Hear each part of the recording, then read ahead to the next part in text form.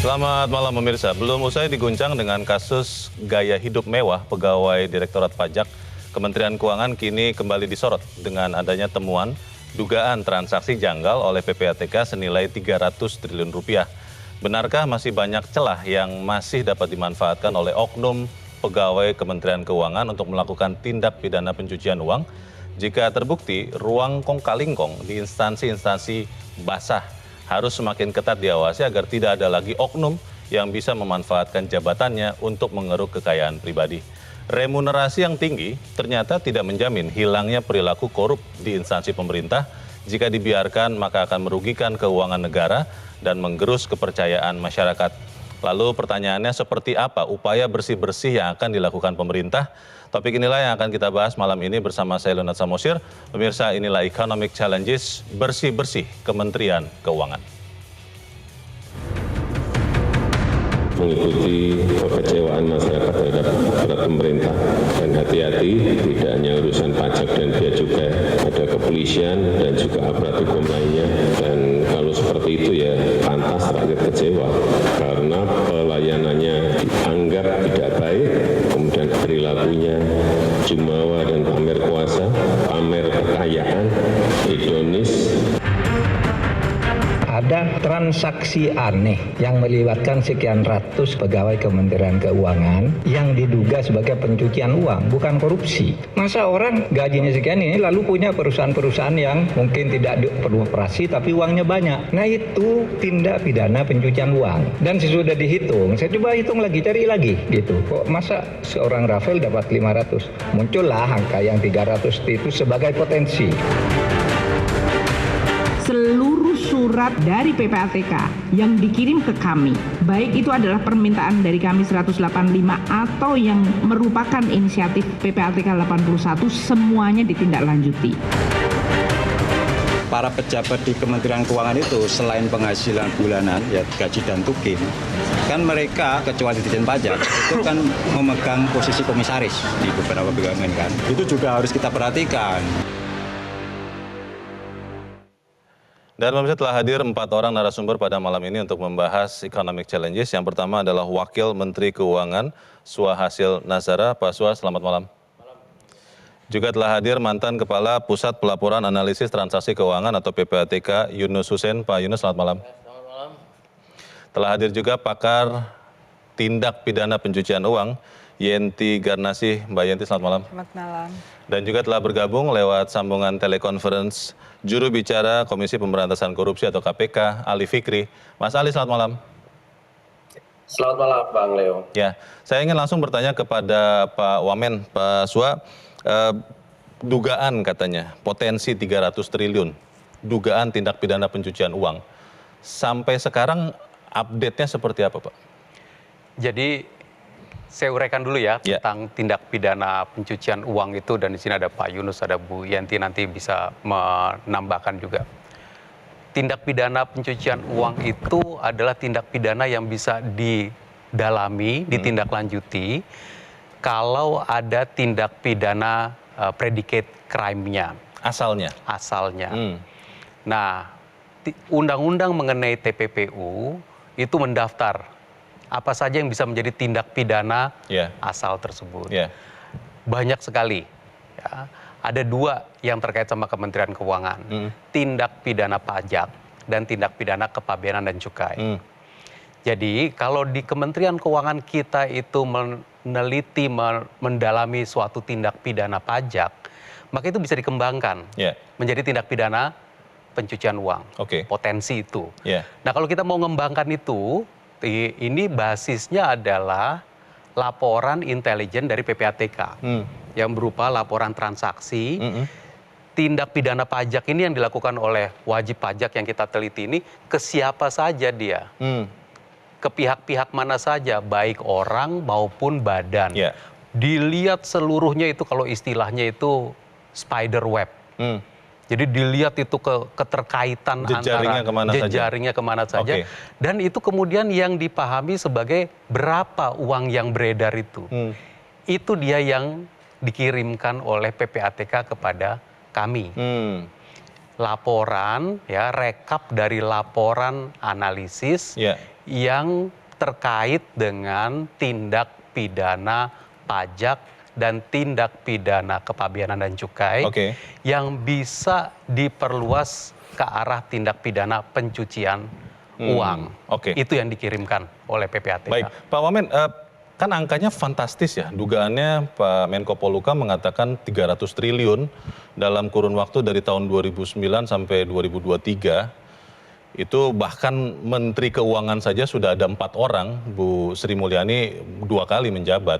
Pertanyaannya apakah memang sebesar 300 triliun itu? Sayangnya malam ini kami sebenarnya sudah mencoba mengundang Kepala PPATK, tapi tidak bisa hadir katanya. Yang disampaikan kepada Kementerian Keuangan seperti apa, Pak? Jadi kalau kita jumlahkan semua itu, ini bukan masalah jumlah. Ini masalah ditelisik satu persatu. Ya, keterkaitan antara pidana pajak itu dengan siapa saja yang menerima uang. Siapa saja transfer-transfernya itu. Itu sebenarnya memang betul bisa ratusan triliun. Nah, tetapi cara kita melakukan ini kan benar-benar harus didalami. Ya, saya kasih tambahan informasi, selama ini pajak itu, DJP itu telah melakukan 17 kasus tindak pidana pencucian uang. Terbukti atau terbukti sudah masuk ke pendalian dan sudah bahkan ada vonis. Selama ini tuh maksudnya dari kapan, Pak Wamen? Dari sejak tahun 2010 ada undang-undang tindak pidana pencucian uang itu. Dan dalam proses dia membuktikan itu, jadi ada proses pengadilannya, kalau ditengarai itu pencucian uang, maka memang yang pihak-pihak terkait itu harus buktikan bahwa ini bukan dari hasil. Nah, kalau ternyata dia nggak bisa buktikan, maka itu bisa diambil. Aset yang tadi kita tengarai itu bisa diambil. Ini sudah 7 triliun yang bisa diambil karena tidak dapat dibuktikan bahwa ini adalah bukan bagian dari pencucian uang oleh pihak-pihak terkait itu.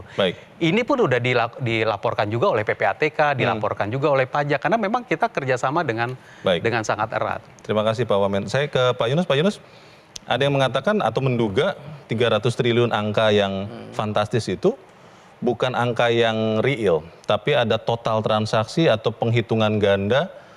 Sebenarnya seperti apa Pak yang Pak Yunus tahu? Jadi sebenarnya kan ada 3 komponen sebenarnya dari menimbulkan angka 300 tadi. Pertama, tindak pidana perpajakan. Penyidiknya teman-teman dari DJP ya. Kedua, tindak pidana kepabeanan dan cukai. Direktorat Jenderal Bea Cukai. Ini ada 17, Bea Cukai ada juga Pak. Kasus cuci uangnya saya berapa kali jadi ahli di Bea Cukai ini. Kemudian yang ketiga ada menyangkut pegawai yang jumlahnya kecil sekali ya. Nah, 3 komponen ini itulah yang melahirkan angka 300 tadi. Dan di dalam menghitung dan menganalisis hasil kejahatan itu pergi kemana saja. Kan uang itu velocity-nya, frekuensi pindahnya itu bukan hanya sekali, bisa berpindah. Sekian transaksi dengan sangat cepat berpindah-pindah tempat. Kalau pendekatannya mutasi atau transaksi, bisa kemungkinan uang yang sumbernya 1, misalnya katakanlah 10M, kalau dia berpindah berkali-kali, kalau dihitung frekuensi atau mutasi bisa terjadi double counting. Jadi kalau misalnya begini Pak Yunus, mau untuk menyederhanakan, saya punya uang 10 triliun, berpindah 30 kali. Itu bisa jadi 300 triliun. Yang dihitung 300-nya atau 10-nya? Itu transaksinya, mutasinya. Tapi uangnya cuma 10 tadi. Bisa jadi seperti itu. Ya, kalau dihitung mutasi itu transaksi ya dikaliin berapa kali transaksi dengan nilai awal tadi. Tapi kalau dilihat berapa nilai sebenarnya, realnya ya cuma sekali itu. Kemudian Bapak kasih istri belanja rumah tangga 100 juta. Istri beli kebutuhan 50, beli buat ini 50. Terus berapa uang sebenarnya? Bukannya 200, tapi tetap 100 juta ya. Bu Yenti, tindak pidana pencucian uang kan umumnya rumit ya, ada sekian transaksi. Pertanyaannya adalah kalau PPATK memberikan angka 300 triliun, dicetuskan oleh Menko Polhukam Pak Mahfud MD 300 triliun, Kementerian Keuangan datang mengkonfirmasi, itu kemungkinan pasti 300 triliun, memang itu kemudian tindak pidana, potensi ini bisa berubah menjadi bukan pidana atau bagaimana Bu Yunti? Iya. Saya terus terang tadi siang kita bicara belum seperti ini ya. Tiba-tiba ada rilis PPATK. Saya merasa agak kecelek gitu ya. Kecelek kenapa? Keceleknya gini, kita tuh ini bukan tindak pidana yang sedang terjadi, tapi adalah diawali dengan LHKPN dan LHA. Ya, jadi bayangan kita adalah ada pejabat yang apakah itu gratifikasi ataukah itu suap melawan hukum atau penyalahgunaan kewenangan memperkaya diri sendiri. Dan pejabat-pejabat itu fokusnya tadi di Kementerian Keuangan, sehingga kita masuknya dari TPPU karena ada LHKPN dan LHA. Tidak membayangkan bahwa ini tindak pidana asalnya adalah pajak dan bea cukai. Karena kita tidak sedang membicarakan pelanggaran tentang faktur atau kita sedang berbicara bahwa ada kontainer masuk sehingga bea cukai gitu ya. Jadi kita masyarakat agak kecelek juga ya. Tapi ini juga harus dijelaskan dengan baik kepada masyarakat karena kok jadi begini, padahal fokus kita tadinya kan akan bersih-bersih. Jadi pendekatannya adalah adakah, jangan dibalik, pendekatannya adakah pejabat-pejabat itu memperkaya diri sendiri meskipun nanti urusannya dengan pajak. Sehingga penyidiknya bukan penyidik pajak dan bukan penyidik bea cukai. Sehingga sejak awal itu ada di KPK, DKPK dan LHKPN. Tadi siang kita berbicara LHKPN dan LHA. Tadi siang kita masih begitu bicaranya. Tiba-tiba tengah hari ada dari PPATK bahwa tidak ada korupsinya. Ya hoken gitu ya. Jadi saya terus terang sedang menenangkan diri ini apa ya. Karena beberapa hari kita diarahkannya kan ke situ ya dari media ya. Saya akan tanyakan ke Mas Ali Fikri. Mas Ali, kalau KPK mendapat update terakhir soal angka dugaan potensi tindak pidana pencucian uang 300 triliun itu seperti apa, Mas Ali? Sejauh ini memang KPK tidak pernah ya mendapatkan data LHA langsung dari PPATK terkait dengan angka 300 triliun itu, Bang Leo. Gitu ya. LHA ini laporan hasil analisis ya? Iya betul, laporan hasil analisis. Iya, biar pemirsa kita paham juga. Silakan. Betul, yang sempat ramai menjadi pemberitaan itu kan begitu ya.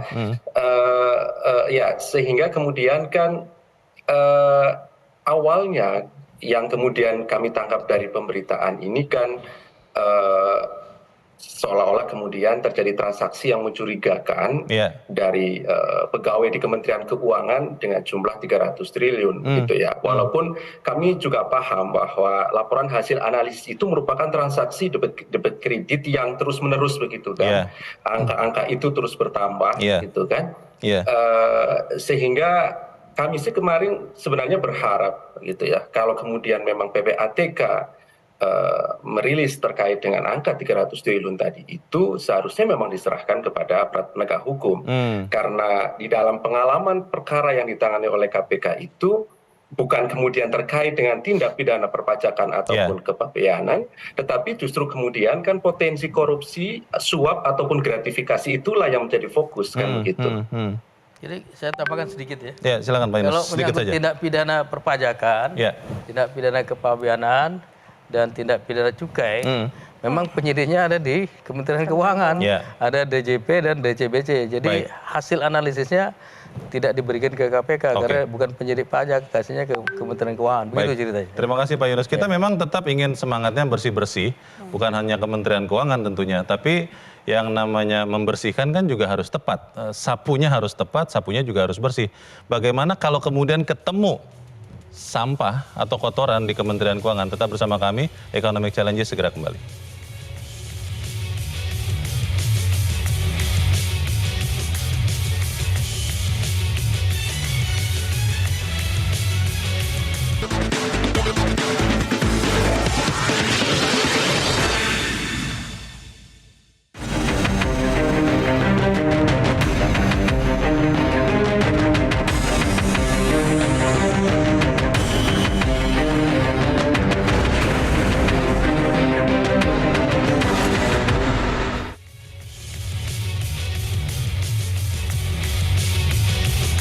Terima kasih Anda masih bersama kami di Economic Challenges. Pak Suhasil, kalau kita lihat kasus RAT Pak, ingin update juga, itu seperti apa? Apakah memang kemudian sudah terbukti sekian kejahatan yang terjadi atau bagaimana? Terkait statusnya RAT, kan dari awal kita katakan bahwa karena entry point kita selalu adalah laporan harta kekayaan, LHKPN kita. Itu entry point. Jadi kalau kelihatan yang perilaku pamer, yang suka flexing, hedonis ya, kita lihat LHKPN-nya. Itu selalu entry point. Makanya penting untuk lapor. Nah, lapor itu terus kita cek. Yang kita lihat hedonis, yang kita lihat flexing itu ada nggak? Terus kemudian kita lihat apakah, dan pasti kita tanya, ada yang belum dilaporkan nggak? Bagaimana dengan gaya hidup kok bisa kayak begitu? Padahal laporan keuangan, laporan hartanya seperti ini. LHKPN adalah entry. Saya dapat banyak pertanyaan, ngapain lapor LHKPN kalau nggak jujur? Itu entry point. Nah, dalam kasusnya saudara RAT itu, ketika kita cek LHKPN-nya, terungkap satu persatu, ternyata ada yang belum dilaporkan. Kita koordinasi dengan KPK. Ya, waktu itu saya pernah juga press conference bersama Pak Pahala Nainggolan. Betul. Kita konfirmasi, kalau memang jelas, ya udah kita cabut, kita copot. Nah, dengan udah berjalannya waktu, Kementerian Keuangan itu yang kita tegakkan adalah disiplin kepegawaian. Makanya saudara RAT ketika terbukti bahwa ini jelas-jelas ada yang indisipliner, kita pecat. Ya, kita selesaikan. Jadi disiplin kepegawaian kita tegakkan di Kementerian Keuangan. Itu akan diberlakukan juga kalau amit-amit sih Pak ya, tapi kalau seandainya ada RAT yang lain di Kementerian Keuangan, kita konsisten aja. Akan tetap dilakukan pemberhentian aja. itu. Kita konsisten, copot, lalu kita dicopot itu supaya investigasinya itu mudah dilakukan gitu. Jadi kalau dipanggil itu ya nggak ada alasan lagi tugas atau yang seperti itu. Jadi kita copot supaya bisa mengikuti investigasi. Kalau jelas-jelas kemudian disiplin pegawainya itu dilanggar di kaliber berat, ya udah kita keluarkan aja. Kita pecat. Nah, kalau saudara RAT udah kita pecat. Ya, jadi itu udah selesai proses administrasi kepegawaian. Tapi bukan berarti berhenti, yang menindaklanjuti kemudian teman-teman di KPK. Pengusutan pidananya terus berjalan. Silakan. Kalau kasus AP Pak, bagaimana Pak? AP sekarang masih dalam proses pemeriksaan. Tadi juga diperiksakan, kita lihat beberapa footage-nya juga muncul di media. Kita dalami nih, jadi pemeriksaan KPK tadi, nanti di Kementerian Keuangan, Itjen kita juga akan melakukan. Dan itu kita cocokkan terus dengan Kementerian, dengan KPK dan Kementerian Keuangan. Termasuk kalau seperti saudara RAT itu terlihat bahwa dia punya perusahaan. Pada saat kita tahu bahwa diakui ada perusahaan, pajak yang kita perintah, periksa pajaknya. Itjen itu sebenarnya bekerjanya seperti apa Pak? Karena ada orang yang akhirnya beranggapan ini karena muncul di media sosial, netizen meributkan, akhirnya kasus ini terbongkar dan akhirnya merembet kemana-mana. Kalau kemudian tidak masuk di media sosial, netizen tidak ribut, apakah kemudian Inspektorat Jenderal diam-diam saja? Bisa. Jadi Inspektorat Jenderal itu gini, di Kementerian Keuangan, satu entry point yang paling penting adalah LHKPN, laporan harta kekayaan. Maka itu di Kementerian Keuangan itu semua pegawai, semua, bukan hanya yang wajib lapor, yang tidak wajib lapor LHKPN pun harus laporan harta kekayaan ke dalam sistem internalnya Kementerian Keuangan. Itu yang dianalisis oleh teman-teman di Inspektorat Jenderal. Karena itu kalau belakangan ini dengar bahwa tahun 2019-2020 ada 69 laporan yang perlu ditindaklanjuti, itu adalah karena kita melakukan pencocokan antara laporan harta kekayaan yang dimasukkan dengan berbagai macam informasi lain. Jabatannya apa, tugasnya apa, kekayaan keluarganya seperti apa, ada transaksi mencurigakan atau enggak, profiling itu kita lakukan. Itu yang menghasilkan 69 situasi yang harus kita tindak lanjuti. 69 ini untuk laporan tahun 2019 dan 2020. Itu terdiri atas 55 nama. Yang ditindaklanjuti oleh teman-teman Itjen. Bu Yenti, ini kan kalau dari kasus RAT terlihat ada transaksi yang pakai banyak nomine. Itu kan bukan sesuatu yang mudah untuk dilacak. Kalau Anda melihat, apakah LHKPN yang tadi Pak Wamen katakan menjadi entry point, benar-benar sudah menjadi alat yang kuat untuk mendeteksi dini kalau ada pejabat nakal di Kementerian Keuangan dan mungkin di kementerian lain? Bagaimana Bu? Ya, LHKPN itu kan tujuannya untuk pencegahan ya. Pencegahan agar pejabat itu berpikir bahwa dekade tertentu, waktu-waktu periode tertentu dia harus lapor. Termasuk juga kalau menjabat dan setelah menjabat kita lihat kenaikan harta kekayaannya. Itu mencegah untuk mereka tidak nakal gitu kan. Tapi ketika LHKPN itu self assessment ya dari dia sendiri kan. Kemudian kan didalami. Yang kita bahas adalah bagaimana kedeputian pencegahan itu selesai di pencegahan ataukah ada tanda-tanda bahwa ini terjadi kejahatan. Antara lain sekarang sudah muncul pada waktu awal ya, jadi pada awal itu 3 minggu yang lalu lah ya, hampir itu antara lain itu ya, kira-kira itu kan munculnya ada transaksi-transaksi yang mencurigakan. Mencurigakannya itu dari lembaga keuangan kepada PPATK. Setelah diolah oleh PPATK, dianalisis, muncullah LHA. Jadi LHA itu sudah sangat kuat sebetulnya dibandingkan dengan yang ini sendiri. Karena LHKPN yang self-assessment tadi itu tidak kan sekuat LHA. Akan dilihat bahwa adakah akurasinya bagaimana, sudah semua apa belum. Kemudian kan ditulis harganya berapa, tulis sendiri kan. Nah itu akan dilihat. Itu ya itu satu sisi yang kemungkinan tidak ada kejahatannya. Tetapi adanya transaksi mencurigakan itu, apalagi nomine itu adalah ciri dari tindak pidana pencucian uang, termasuk menyembunyikan uang. Untuk apa disembunyikan, tidak dilaporkan?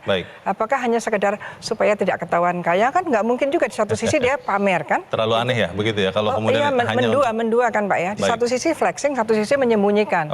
Kan itu pasti ada sesuatu hal. Mesti ada faktor-faktor kriminogen yang membuat dia kenapa bersikap seperti itu.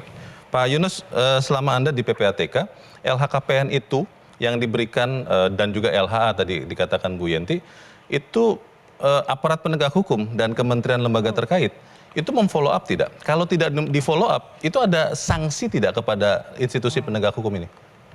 Jadi kalau LHKPN itu yang menindaklanjuti KPK. Kemudian tugasnya terutama hanya KPK ya? Di bidang pencegahan. Karena kan ada 5 tugas KPK, salah satu itu pencegahan, antara lain sarananya dengan LHKPN. Kalau hasil analisis ya, itu kalau tadi LHKPN itu self assessment, hasil analisis sudah dasarnya banyak sekali laporan ya, database. LHKPN juga jadi dasar PPATK untuk membuat hasil analisis itu.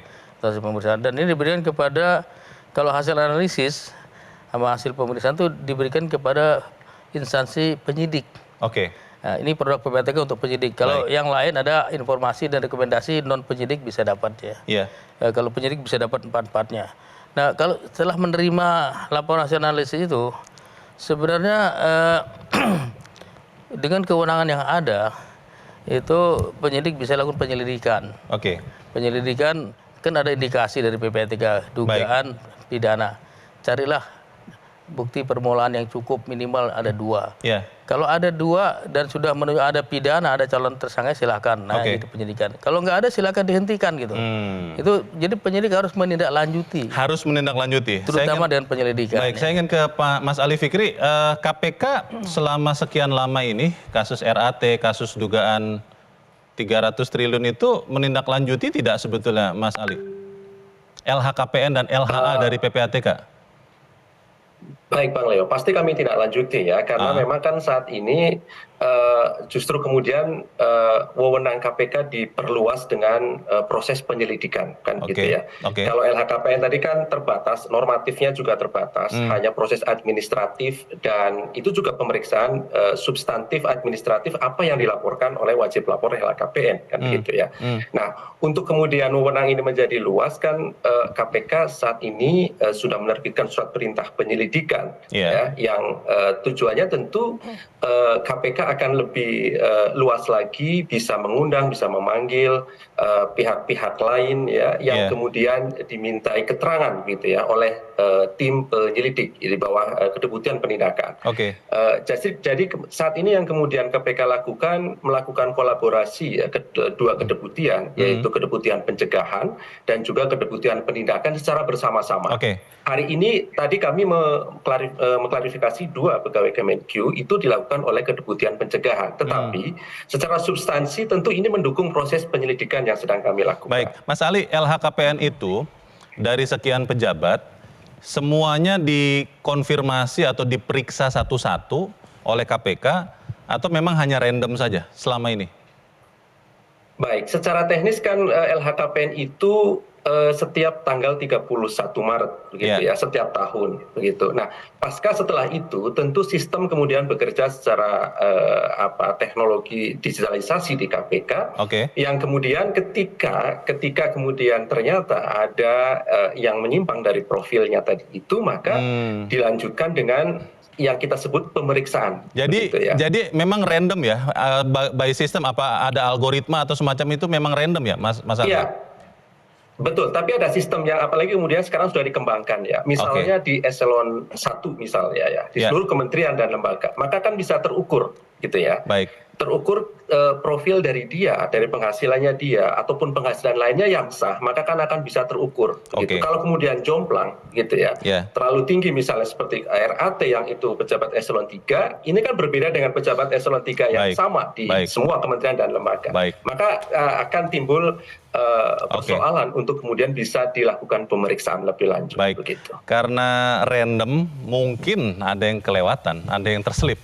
Bagaimana meningkatkan pengawasan ini kita akan bahas di bagian berikut. Pemirsa tetap bersama kami.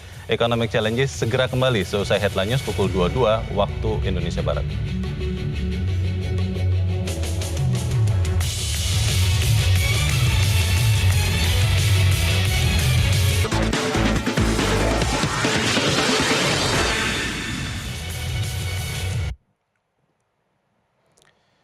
Terima kasih Anda masih bersama kami di Economic Challenges dan kita masih membahas mengenai bersih-bersih Kementerian Keuangan. Pak Wamen, sejauh ini pelaporan LHKPN yang dilakukan pegawai Kementerian Keuangan itu seberapa patuh, seberapa lengkap, seberapa akurat, Pak?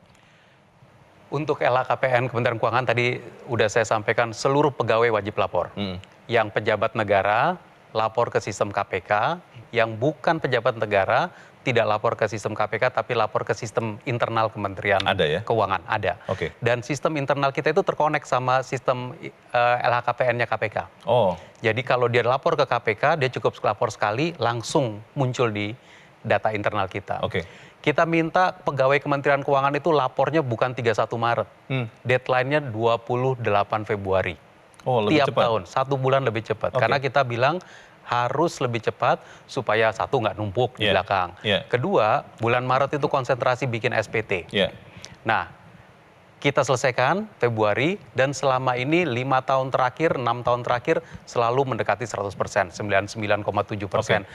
Dan untuk Kementerian Keuangan kemarin udah selesai, akhir Februari yang lalu. Nah, ini menjadi data yang ada di Kementerian Keuangan, lalu kita tunggu verifikasi KPK.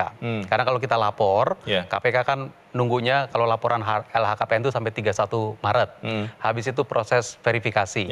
Nanti setelah beberapa waktu, sebulan, 2 bulan, biasanya kita terima email dari KPK. Laporan Anda sudah terverifikasi dan diumumkan. Nah, itu berarti datanya sudah terverifikasi oleh KPK. Menjadi data yang bisa kita pakai juga. Kalau tadi KPK, Pak Wamen mengatakan bahwa memeriksanya random ya, karena memang jumlahnya banyak sekali yang menyerahkan LHKPN. Kementerian Keuangan random juga atau satu demi satu diperiksa juga? Nah, data yang udah komplit, kita lakukan profiling di Kementerian Keuangan. Profiling ini, satu, mengecek verifikasi atas keabsahan administratif. Semuanya komplit, yang harus ditandatangan, yang harusnya pakai materai, dan seterusnya. Habis itu kita bikin profiling kecocokan. Orangnya kita lihat pertumbuhan harta, kita lihat jabatannya apa, income-nya berapa, kemudian juga apakah ada laporan transaksi yang mencurigakan, kalau kita mesti tanya kepada teman-teman di PPATK. Profil inilah yang memunculkan ibaratnya itu anomali-anomali. Berapa orang yang ada anomalinya, anomali ini dikonfirmasi, belum tentu salah. Dikonfirmasi, makanya setelah hasil-hasil konfirmasi, kemarin itu kan kita umumkan 69 kasus yang perlu kita konfirmasi dalam bentuk investigasi. Nah, ini dari laporan tahun 2019 dan laporan tahun 2020.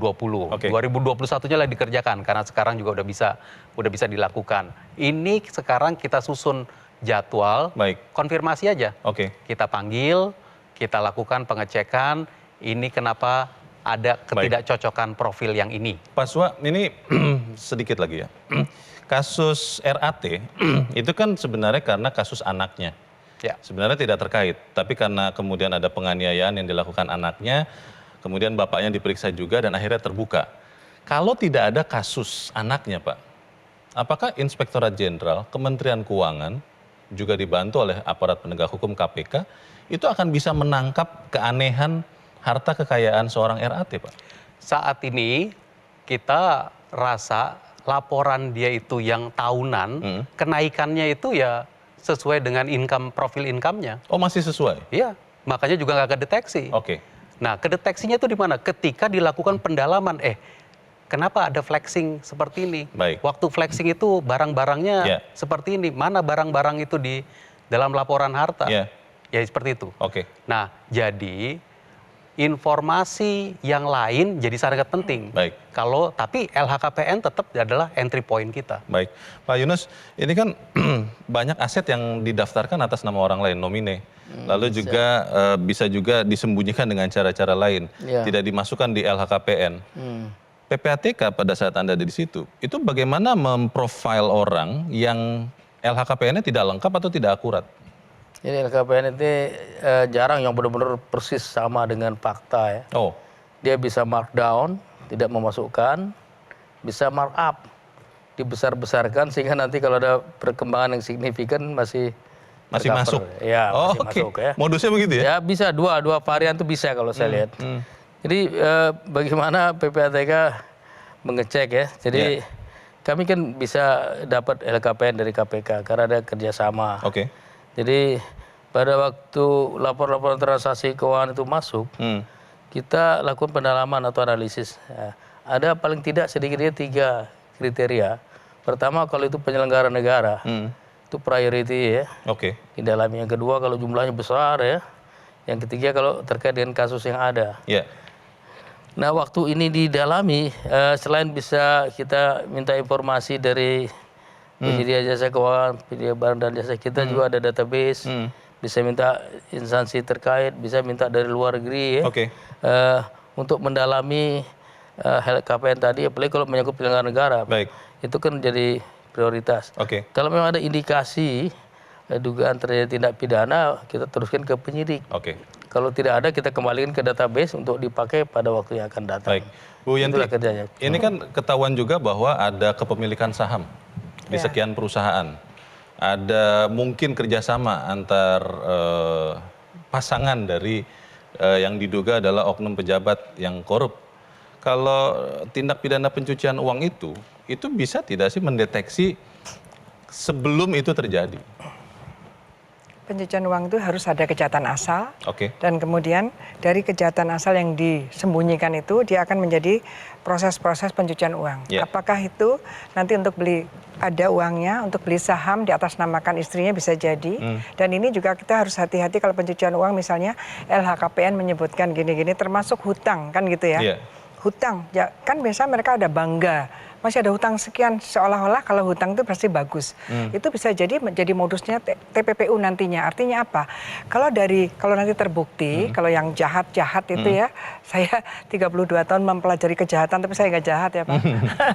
Itu yang jahat-jahat itu, nanti kalau kita telusuri TPPU-nya, kemudian ada aliran ke si A misalnya, nanti dia akan mengatakan saya udah bilang kan dulu saya hutang, maka saya kasih ke A karena saya memang hutang dari dia. Jadi kita harus hati-hati juga dengan laporan yang menyatakan hutang, karena itu jangan-jangan hutang itu nanti untuk kamuflase ketika dia mengalirkan uang. Atau tadi seperti kata Pak Yunus ya, di markup supaya kemudian kalau sampai ada tindak pidana bisa terkamuflase. Modusnya itu seperti itu. Kemudian ada yang menarik Pak, dalam beberapa kasus korupsi waktu saya menjadi ahli, ada terdakwa bilang, saya udah masukkan harta saya semua di LHKPN. Kenapa kok masih didakwa korupsi? Seolah LHKPN itu melegalisir, melegitimasi korupsi yang dilakukan. Yang ajaib juga. Sama dengan tech amnesty Pak, tech amnesty dipakai gitu juga. Padahal ada surat Menteri Keuangan resmi ke FATF, bahwa sebenarnya tech amnesty itu tidak boleh menghambat pelaporan, penyidikan dan kerjasama. Bu Yanti, terlepas dari apa yang terjadi sekarang ya, maksud saya adalah 300 triliun yang ternyata juga kita masih harus tunggu nanti kepastian dari PPATK benar 300 atau jangan-jangan 3 triliun atau 30 atau berapa begitu. Bagaimana memastikan bahwa LHKPN dan sistem yang ada sekarang itu bisa lebih diperbaiki lagi, Bu. Kan ketika saya ingat betul seorang Sri Mulyani Indrawati menjadi Menteri Keuangan, yang pertama kali dinaikkan gajinya itu Direktorat Jenderal Pajak, Bea Cukai, karena di situ yang katanya basah. Tapi kan ketika gaji tinggi ternyata tidak memastikan tidak korup. Bagaimana, tidak. Bu Yanti? Sejak awal gitu tidak. Karena apa? Kita ingat adanya korupsi itu adalah dikarenakan power ya, full power, sehingga juga korupsinya juga lebih. Artinya apa? Greedy. Greedy itu adalah orang yang sudah cukup, dia pengen lagi. Itu memang di white collar crime, ketika kita pindah dari blue collar crime menjadi white collar crime, yang awalnya 200 tahun yang lalu kita pikir orang yang melakukan kejahatan ekonomi adalah orang-orang lower class, tetapi minimal 1960-an itu sudah dikembangkan, ternyata yang melakukan kejahatan ekonomi bukan orang-orang yang lower class, tapi justru yang high class rate, maka muncullah white collar crimes. Nah, artinya apa? Itu langsung membantah langsung kan bahwa kalau orang sudah kaya, jabatannya tinggi, gajinya tinggi, itu tidak korupsi, tidak mungkin, karena itu tadi power itu berlangsung sinergi dengan keingin moral corruptnya itu juga tinggi, morally corruptnya itu juga tinggi. Ternyata seperti itu. Jadi sekarang gini, sekarang kita harus menjawab kepada masyarakat. Jadi betul kalau LHKPN secara umum memang kita bisa saja secara acak ya, random. Tapi sekarang ini harusnya tidak random lagi. Tadi dikatakan bahwa masih banyak yang bagus. Kita tidak mencari yang bagus, Pak. Kita justru kira fokus kepada yang dilaporkan ini, kita mencari yang salah siapa. Yang salah inilah yang harus disingkirkan untuk membantu yang sekian ribu yang masih bagus. Harus kita tanyakan ke Mas Ali Fikri. Mas Ali, kalau kemudian KPK diminta untuk memeriksa LHKPN bukan lagi random, KPK bisa sanggup mau atau tidak? Yang ini ya, yang karena seluruhnya. Ini yang di KPK dulu, bagaimana, Mas Ali? Yang dilaporkan ini. Iya, tapi begini ya, justru kemudian kami mendorong para penyelenggara negara untuk lapor LHKPN, sekalipun kemudian ada beberapa tingkat kepatuhannya tidak sampai 100% begitu ya. Ini kan jadi persoalan tersendiri sebenarnya, Bang Leo, begitu ya. Untuk mendapatkan kepatuhannya saja masih susah kan gitu ya. Belum kita dari sisi substansinya gitu ya. Nah, yang menariknya seperti RAT ini kan ketika kemudian kami cek substansinya ternyata kan ada persoalan. Misalnya ternyata ada harta benda yang diduga kemudian tidak dilaporkan di dalam LHKPN. Dan apalagi kemudian bukan atas nama dia tetapi dikuasai oleh dia dan keluarganya gitu. Ini kan mengindikasikan ada sesuatu yang disembunyikan begitu, yang disamarkan. Ya, ini kan sebagai modus-modus tindak pidana pencucian uang gitu ya. Nah, kalau kemudian kita belajar dari kasus-kasus yang kemudian ditangani oleh KPK, ya modus-modusnya memang ya seperti itu, klasik sebenarnya. Terus-menerus terjadi yang kemudian para pelaku tindak pidana pencucian uang, khususnya kemudian kalau kita di sektor perpajakan ya sebenarnya sama begitu. Bersih-bersih Kementerian Keuangan tentunya juga harus diikuti oleh semua kementerian dan lembaga yang lain. Masalahnya apakah kemudian kepercayaan masyarakat bisa dipulihkan dengan apa yang dilakukan Kementerian Keuangan? Kita bahas di bagian berikut. Pemirsa Economic Challenges segera kembali.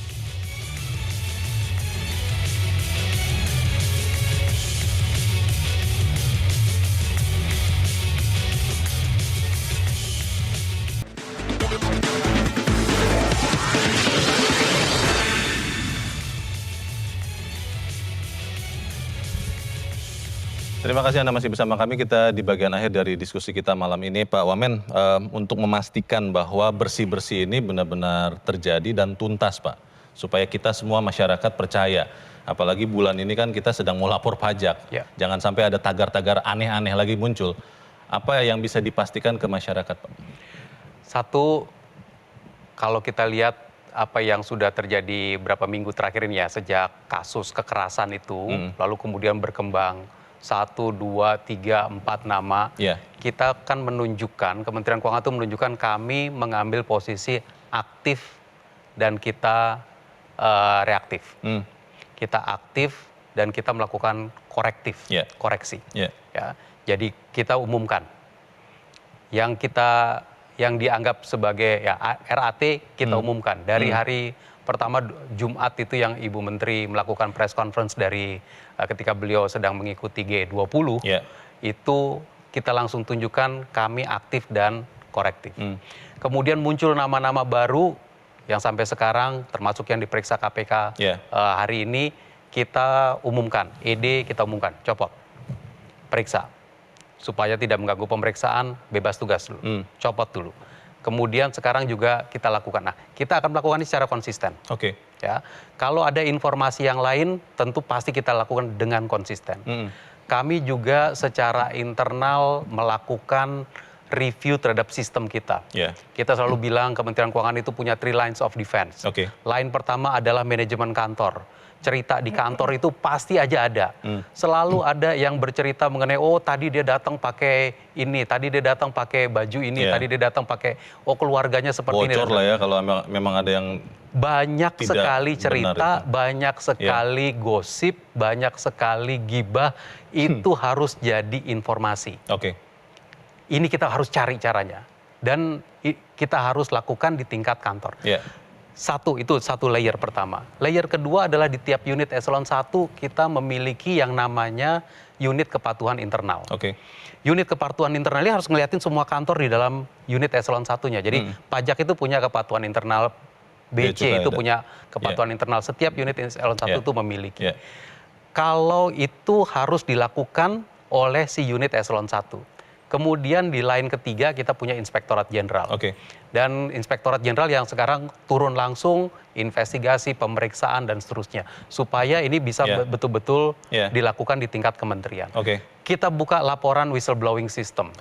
Laporannya ada dan dari situ kita juga udah pernah menunjukkan statistik berapa laporan masuk dan berapa yang tindakan hukuman disiplin yang kita lakukan. Pak Wamen, kalau menghilangkan tatap muka antara petugas pajak, kalau contohnya DJP, dengan wajib pajak, itu bisa tidak sih dilakukan supaya meminimalkan kong-kali-kong ini, Pak? Bisa dimaksimalkan. Ya. Jadi tatap muka itu bisa dimaksimalkan. Data bisa diberikan secara elektronik. Data, makanya saya sekarang himbau. Beberapa BUMN sudah bersedia mengkonek data transaksi dia dengan sistem Ditjen Pajak. Data transaksi itu konek. Nggak perlu lagi ketemu dengan petugas pajak. BUMN tertentu yang sudah connect seperti ini tidak lagi harus perlu bikin daftar, lalu kemudian nanya, kemudian konsultasi tatap muka. Data masuk lewat sistem aja. Dan kemudian bisa kita buatkan formulir-formulir pajak yang isinya itu berbasiskan transaksi yang udah ada di sistem. Jadi nggak perlu lagi kemudian tatap muka langsung. Ini bisa kita maksimalkan.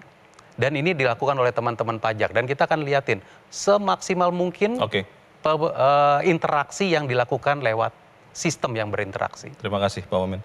Pak Yunus, kalau melihat PPATK bertindak dengan harusnya cepat dan akurat, ke depan seperti apa Pak yang harus dilakukan? Kalau memang misalnya laporan hasil analisis sudah diberikan ke aparat penegak hukum, tidak di follow up, bukankah ada mekanisme untuk memaksa penegak hukum memfollow up LHKPN atau LHA itu, Pak? Jadi kalau PPATK memberikan LHA dan LHP. LHP kalau disertai pemeriksaan di lapangan. Di dalam setiap dokumen yang dikirimkan ada satu lembar feedback namanya, yang harus diisi oleh penerima. Mungkin Pak Wamen pernah lihat ya, lembar feedbacknya harus diisi, diapain tuh laporan. Yang menerima ini penegak hukum dan instansi terkait? Instansi, siapa aja yang menerima, ada lembaran feedback. Termasuk penegak hukum ya? Apalagi penegak hukum. KPK? Iya, apalagi di situ ada lembar terakhir feedback ya. Nah ini harus diisi, dikasih tahu apa yang dilakukan. Selama ini diisi tidak, Pak? Ya terakhir ya banyak, saya lihat banyak diisi ya. Mulai diisi? Ya zaman saya nggak begitu banyak. Terus yang kedua ini, PPATK sesuai dengan undang-undang pasal 44 bisa menanyakan, mempertanyakan, menagih instansi penerima itu bagaimana perkembangan kasus yang ada. Ya. Kalau saya dulu biasanya statistik pelaporan itu saya kasih ke media tanpa menyebut nama dan pelapornya. Sekian loh saya udah lapor ke polisi, nanti tinggal wartawan menagih. Dan kalau dalam hal sangat penting saya datangi Kapolri Jaksa Agung, saya datangi, Pak, laporan saya sudah segini, gimana progresnya? Nah itu ternyata dengan berbagai pendekatan itu hasilnya lumayan. Bisa efektif ya? Ya lumayan. Bu Yanti, LHKPN itu kan kalau tidak ditindaklanjuti aparat penegak hukum, tidak ada sanksi pidananya, Bu. Itu perlu tidak dibuat mekanisme undang-undang atau apa yang memaksa penegak hukum untuk memfollow up LHKPN itu, supaya kemudian tidak ada lagi RAT berikut di Kementerian Keuangan atau di lembaga yang lain?